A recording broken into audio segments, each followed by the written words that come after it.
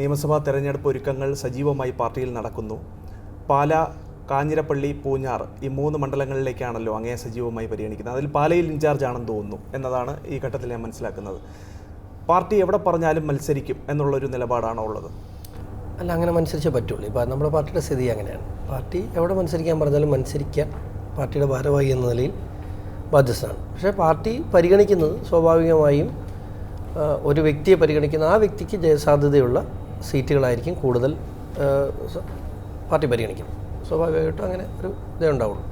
ഒരു വലിയ പ്രതീക്ഷയും വലിയൊരു ഷിഫ്റ്റും ഒക്കെ ആ മേഖലകളിൽ ഇത്തരത്തിൽ ഉണ്ടാകും BJPക്ക് എന്നുള്ള ഒരു പ്രതീക്ഷ തീർച്ചയായിട്ടും അതിനുള്ള എല്ലാ സാഹചര്യങ്ങളുണ്ട്. കാരണം ഇപ്പോഴത്തെ ഒരു സാഹചര്യത്തിൽ പ്രത്യേകിച്ച് മധ്യകേരളത്തിലെ കാർഷിക മേഖല വലിയ തകർച്ചയിലൂടെയും അതുപോലെ വലിയ സാമ്പത്തിക പ്രതിസന്ധിയിലൂടെയൊക്കെ കടന്നു പോവുകയാണ്. ഇതിനൊക്കെ ഒരു പരിഹാരമുണ്ടാക്കാൻ ഇനി ഒരിക്കലും ഇടതുപക്ഷത്തിനോ കോൺഗ്രസിനോ കഴിയില്ല എന്നുള്ള ബോധ്യം അവിടെയുണ്ട്.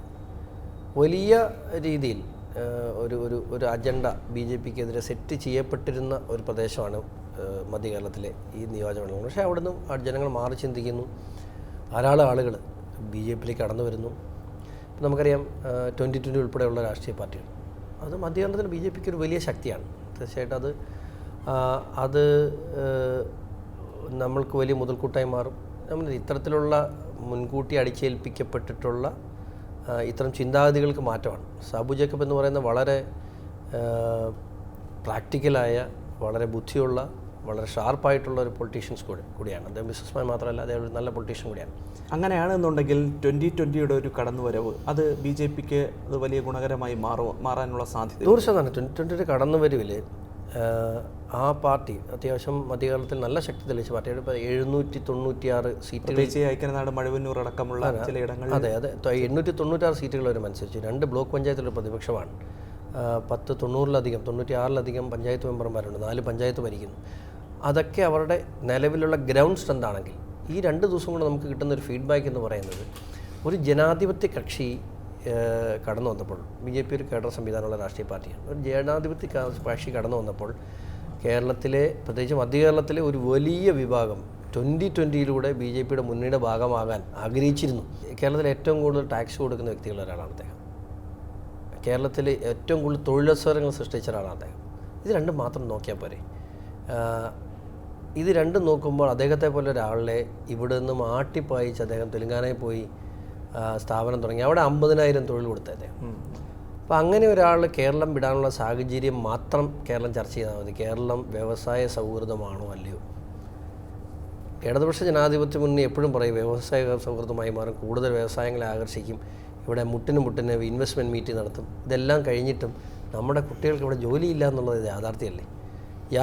ജോലി കൊടുക്കാൻ തയ്യാറായിട്ടുള്ള കമ്പനികളെ ഇവിടെ നിന്നും എങ്ങോട്ടേക്കോ ആട്ടിപ്പായിക്കുന്ന സാഹചര്യമാണുള്ളത്. അപ്പോൾ അതിൽ സാബു ജേക്കബിനെ പോലെ ഇത്തരത്തിൽ കാഴ്ചപ്പാടുള്ള, പ്രത്യേകിച്ചും തൊഴിൽ ദാതാവ് കൂടിയായ സാബുവിൻ്റെ കടന്നുവരവ് തീർച്ചയായിട്ടും BJPയെ സംബന്ധിച്ചിടത്തോളം അതൊരു അസറ്റാണ്. NDAക്ക് അതൊരു അസറ്റാണ്. മാത്രമല്ല രാജീവ് ചന്ദ്രശേഖറിൻ്റെ വികസന കാഴ്ചപ്പാടുകൾ, അദ്ദേഹം നിങ്ങൾക്കെല്ലാവരും ടെക്നോക്രാറ്റ് എന്ന നിലയിൽ, ബിസിനസ്മാൻ എന്ന നിലയിൽ വലിയ കഴിവ് തെളിയിച്ച ആളാണ്. മന്ത്രി എന്ന നിലയിലും അദ്ദേഹത്തിൻ്റെ ഭരണ മികവ് തെളിയിച്ച ആളാണ്. അപ്പോൾ ഇവരുടെ കോമ്പിനേഷൻ വലിയ രീതിയിൽ കേരളത്തിൻ്റെ ഡെവലപ്മെൻറ്റ് സൈഡിൽ വലിയ ഗുണം ചെയ്യുമെന്നാണ് എൻ്റെ പ്രതീക്ഷ. BJPയിൽ പ്രത്യേകിച്ച് കഴിഞ്ഞ കുറേ നാളുകളായി ഉണ്ടായിട്ടുള്ള ചില ഗ്രൂപ്പ് തർക്കങ്ങളും ഗ്രൂപ്പ് പോരുകളുമൊക്കെ പുതിയ സംസ്ഥാന അധ്യക്ഷൻ വന്നതിലൂടെ ഇല്ലാതാക്കാൻ കഴിഞ്ഞു എന്നുള്ളതാണ് ഒരു പരിധിവരെ. ആരാ പറയുന്ന ഗ്രൂപ്പ്? ഞാൻ ഇന്ന് വരെയും ഇതിനകത്തൊരു ഗ്രൂപ്പ് തർക്കം കണ്ടിട്ടില്ല. ഞാൻ ഇന്ന് പാർട്ടിയുടെ സംസ്ഥാന ഭാരവാഹിയാണ്, സംസ്ഥാന കോർ കമ്മിറ്റി അംഗമാണ്. ഈ ഗ്രൂപ്പിസമൊക്കെ ഉണ്ടാകണമെങ്കിൽ അവിടെയല്ല ഉണ്ടാകേണ്ടത്, സംസ്ഥാന കമ്മിറ്റിയിലും സംസ്ഥാന കോർ കമ്മിറ്റിയിലും. ഒരക്ഷരം ഈ പാർട്ടിയിൽ അങ്ങനെ ഒരു വിഭാഗീയത ഉള്ളതായിട്ട് എനിക്കിന്ന് വരെ തോന്നിയിട്ടില്ല. വ്യക്തികളുണ്ട്, വ്യക്തികളോട് സ്നേഹമുള്ള ആളുകളുണ്ടാവും, അവരോട് ചേർന്ന്, ഇപ്പോൾ എന്നോട് ചേർന്ന് നിൽക്കുന്ന എത്ര ആളുകളുണ്ട്. അപ്പോൾ അങ്ങനെ ഒരാളോട് ചേർന്ന് നിൽക്കുന്ന ഒരു സംസ്ഥാന നേതാവിനോട് ചേർന്ന് നിൽക്കുന്ന ആളുണ്ടെങ്കിൽ അതെങ്ങനെ ഗ്രൂപ്പാകുക? കാരണം ഇതിനൊറ്റ ഗ്രൂപ്പേ ഉള്ളൂ, അത് നരേന്ദ്രമോദി ഗ്രൂപ്പാണ്. ഞങ്ങളെല്ലാം ഈ പാർട്ടിയിലുള്ള എല്ലാവരും ആ ഗ്രൂപ്പുകാരാണ്. അച്ഛൻ PC ജോർജ് BJPയുടെ ദേശീയ സമിതി അംഗം കൂടിയാണ്. അച്ഛനും മകനും ഒരുമിച്ച് മത്സര രംഗത്തേക്ക് ഉണ്ടാകുമ്പോൾ, മുമ്പ് PC ജോർജ് മത്സരിച്ച സമയത്ത് തെരഞ്ഞെടുപ്പ് തന്ത്രങ്ങൾ ആവിഷ്കരിച്ചിരുന്നതും പ്രചാരണത്തിനൊക്കെ നേതൃത്വം നൽകിയിരുന്നതും മകൻ ഷോൺ ജോർജാണ്. അപ്പോൾ അച്ഛനും മകനും ഒരുമിച്ചുണ്ടാകുന്ന ഒരു തെരഞ്ഞെടുപ്പായിരിക്കുമോ ഇത്? മത്സര രംഗത്തുണ്ടാകുന്ന തെരഞ്ഞെടുപ്പ് പാർട്ടിയാണ് തീരുമാനം എടുക്കേണ്ടത്. പക്ഷേ വ്യക്തിപരമായി എന്നോട് ചോദിച്ചാൽ ഇപ്പോൾ പാർട്ടി ഇപ്പോൾ എന്നോടാണ് മത്സരിക്കാൻ പറയുന്നത്, പപ്പാടാണ് മത്സരിക്കാൻ പറയുന്നത്, ഇതെല്ലാം അറിയാമല്ലോ. ഇതിൻ്റെ പാർലമെൻ്ററി ബോർഡാണ് തീരുമാനിക്കുന്നത്. ഡൽഹിയിൽ പാർട്ടിയുടെ പാർലമെൻറ്റ് ബോർഡാണ് തീരുമാനിക്കുന്നത്. അപ്പോൾ അവരുടെ കണ്ടെത്തൽ ഷോൺ ജോർജിനേക്കാൾ ചിലപ്പോൾ PC ജോർജ് ഏതെങ്കിലും ഒരു മണ്ഡലത്തിലാണ് മത്സരിക്കുന്നത് നല്ലതെന്ന് ചോദിച്ചാൽ, അപ്പം എൻ്റെ ഒരു അഭിപ്രായം അങ്ങനെയുണ്ടെങ്കിൽ മാറി നിൽക്കണം എന്നാണ് എൻ്റെ വ്യക്തിപരമായ അഭിപ്രായം. PC ജോർജ് മത്സര രംഗത്ത് വന്നാൽ, അത് മാത്രമല്ല എത്രയൊക്കെയാണെങ്കിലും ഒരു പാർട്ടിയുടെ ദേശീയ സമിതി അംഗവും ഞാൻ സംസ്ഥാന വൈസ് പ്രസിഡൻറ്റും ആണെങ്കിൽ, പക്ഷേ ഞങ്ങൾ ഒരു വീട്ടിൽ ജീവിക്കുന്നവരാണ്. അപ്പോൾ ഒരു വീട്ടിൽ തന്നെ 2 സ്ഥാനാർത്ഥികൾ എന്നൊക്കെ പറയും. ഞാൻ അറിയില്ല പാർട്ടി അങ്ങനെ തീരുമാനിക്കുമോ. എന്ത് പറഞ്ഞാലും ഞാൻ പറഞ്ഞല്ലോ, എന്ത് പറഞ്ഞാലും കേൾക്കാൻ ഞാൻ ബാധ്യസ്ഥനാണ്. പക്ഷേ എന്നോട് അഭിപ്രായം ചോദിച്ചാൽ ഞാൻ പറയും അത് വേണ്ട, അത് പപ്പ മത്സരിക്കണം എന്നാണ് പറയുന്നുണ്ടെങ്കിൽ ഞാൻ മാറി നിൽക്കാറില്ല. ഞാൻ മത്സരിക്കണമെന്ന് പറയുന്നെങ്കിൽ പപ്പ മത്സരിക്കില്ല എന്നുള്ളതായിരിക്കാം ഞങ്ങളുടെ രണ്ടുപേരും വ്യക്തിപരമായ ഒരു തീരുമാനം. തദ്ദേശ തെരഞ്ഞെടുപ്പിൽ BJPയുടെ ഔട്ട്റീച്ച് സെല്ലിൻ്റെ പ്രവർത്തനം വേണ്ട വിധത്തിൽ കാര്യക്ഷമമായിരുന്നില്ല എന്നത് തെളിയിക്കുന്ന വലിയ വിമർശനങ്ങൾ ഉണ്ടായിരുന്നതാണ്. നിയമസഭാ തെരഞ്ഞെടുപ്പിൽ ഇത് മറികടക്കാൻ കഴിയുമോ?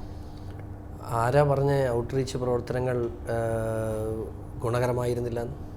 BJPയുടെ എല്ലാ ഔട്ട്റീച്ച്, ക്രിസ്ത്യൻ വിഭാഗങ്ങളിൽ ക്രിസ്ത്യൻ ഔട്ട്റീച്ച് എന്ന് മാത്രമല്ല, BJP എല്ലാ ക്രിസ്ത്യൻ മാത്രമല്ല മൈനോറിറ്റി എല്ലാ വിഭാഗങ്ങളിലേക്കും ഔട്ട്റീച്ച് ഉണ്ടായി.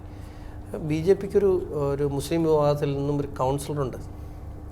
ഇന്ന് 42ഓളം പഞ്ചായത്ത് മെമ്പർമാർ ജയിച്ചു വന്നിട്ടുണ്ട്. ബ്ലോക്ക് പഞ്ചായത്ത് മെമ്പർമാർ 4 പേര് ക്രൈസ്തവ സമുദായത്തിൽ നിന്ന് ജയിച്ചു വന്നിട്ടുണ്ട്. ഏറ്റവും പുതിയ വാർത്തകളും വിശേഷങ്ങളും വിരൽ തുമ്പിലറിയാൻ Zee മലയാളം ന്യൂസ് എല്ലാ ഡിജിറ്റൽ പ്ലാറ്റ്ഫോമുകളിലും ലഭ്യം.